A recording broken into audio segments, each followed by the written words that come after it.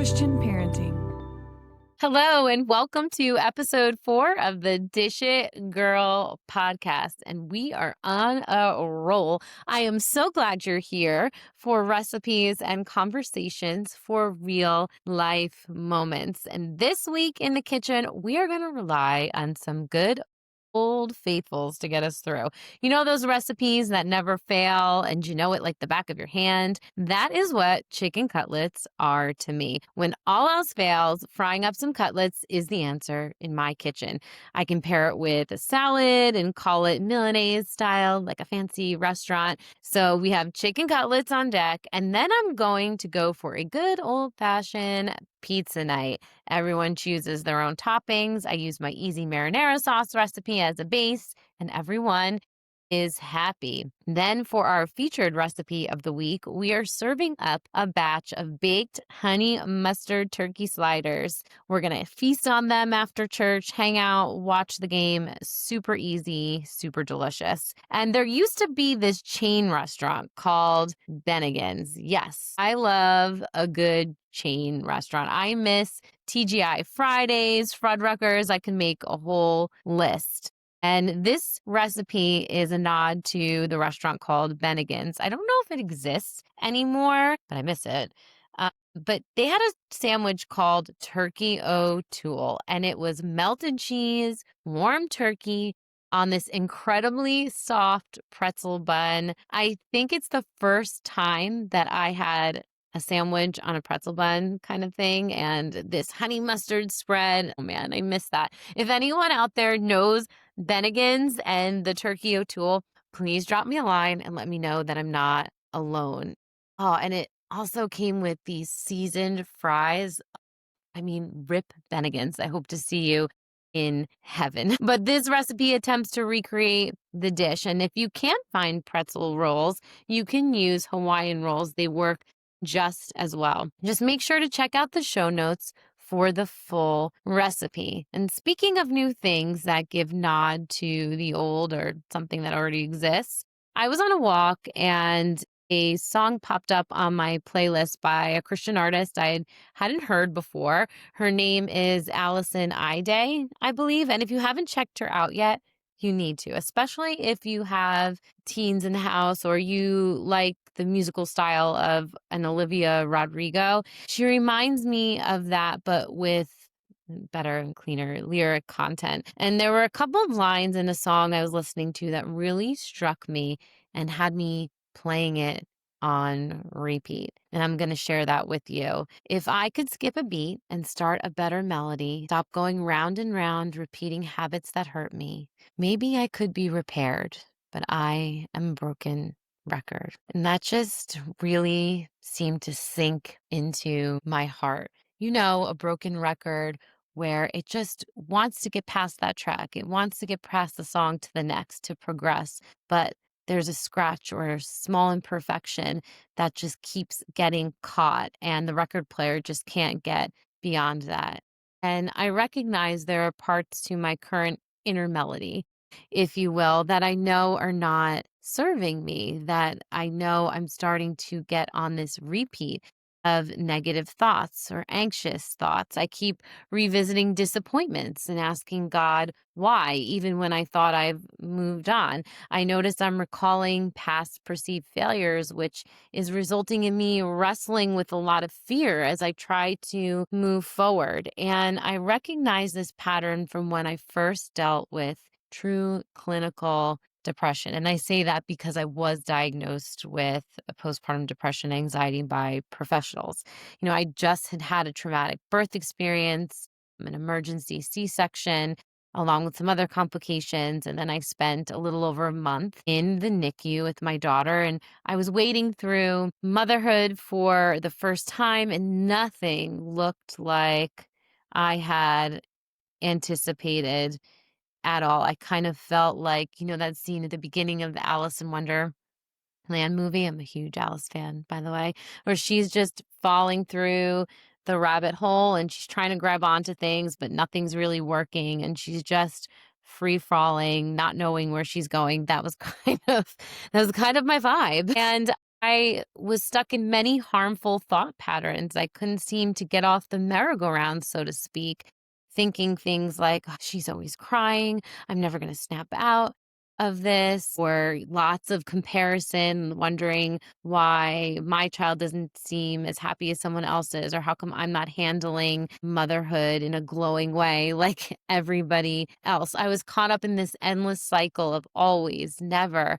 and this is my new forever.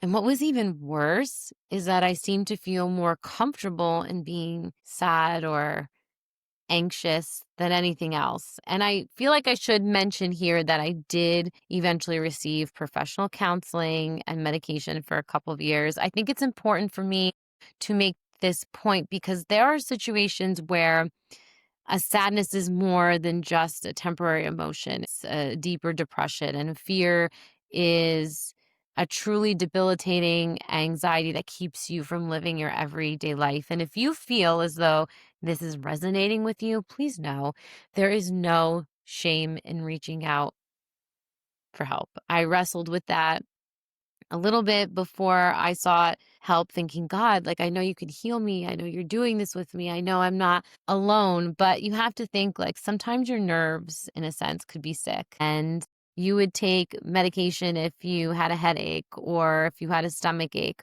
Why wouldn't you do the same for your nerves or your nervous system or your mental health? So I felt like God had said to me in that moment, "Hey, I put people on this earth to walk alongside you through this." And I'm so glad I reached out for help. And one day we'll take a deeper dive into my postpartum time. But for now, my point is this relates to my present day because I see the pattern starting to repeat, like the broken record. And we all think thousands of thoughts daily. So much is presented to our minds every single day, and we have choices to make. That's sometimes a hard in itself, that we get to choose what we dwell on and what we give airtime to, essentially. And we can have our minds renewed in the spirit, asking God what He says about our situation, how we should see something rather than referring to our flesh. But, it takes a lot of effort and strength to wage the war against the battle of the mind. And in Deuteronomy 31, Moses is speaking to Joshua and the Israelites as they prepare to enter the promised land. And Moses is essentially passing the torch or transferring the power to Joshua because he's not going to be able to go with them. And in this passage, he is urging Joshua and the Israelites to be strong and courageous because the Lord goes before them. Kind of like saying, hey guys, you have a choice to continue to walk with the Lord, obey His commandments as you go into this new place, not choose death or fear over what you're going to encounter. So in verse 6, it says, "Be strong, courageous, and firm. Fear not, nor be in terror before them, for it is the Lord your God who goes with you. He will not fail you or forsake you." I mean, we could just stop there and just rest in that word, but I find a bit further down in verse 8, it brings it to another level. He says, "He is the Lord who goes before you. He will march with you. He will not fail you or let you go or forsake you. Fear not, neither become broken in spirit, depressed, dismayed, unnerved with alarm." I mean, how can we say that the Lord doesn't know how we feel? Does this not describe anything that you feel at any given time, at any given day? I find it hard to believe that the Lord doesn't know what we're going through when I read those words. Friends, let me tell you,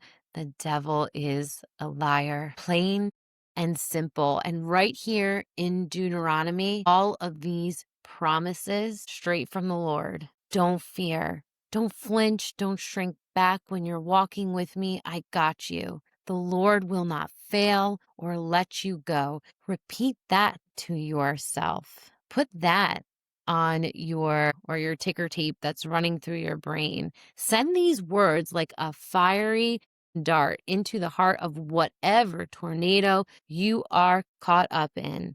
Face whatever you need in the coming days, knowing the Lord has already been there and he is seeing you through. I hope you will hang on to these truths alongside me this week. Trade in your spirit of fear for fear not. Walk into your next meeting knowing he will not fail you. Approach your next decision knowing he will not let you go. Look at the situation that did not end up how you wanted without letting it break you and become dismayed. Let's choose his life giving promises as the song replaying in our head. No more broken record where that scratch that's setting you back is that lie or that false belief or that negative thought. And the only one that can heal and repair that is, dear God, I thank you for your promises that are so clearly written and spelled out in your word. Dear God, I thank you that we can walk in confidence with you, that you say, fear not, for I go before you. Dear God, I thank you that you are a God that we can trust in. Dear Lord, I pray that those listening out there will be able to take these truths and have them just sink deeply into their heart, dear Lord, and that they will be able to take those promises and throw them like fiery darts at the things that hinder them, at the chains that are weighing them down. Dear Lord, I pray that you would just change the narrative in our minds to match yours. Dear Lord, that you would break through any strongholds, any thoughts, any depression, any anxiety. Dear God, I pray that you would take those thoughts captive and discard them in Jesus' name. Thank you so much for being here once again. I hope you enjoy the recipe of the week. Make these sliders and make your life easier one night this week. I'll see you next Thursday for some more encouragement and some more recipes from my heart to your kitchen. Christian parenting.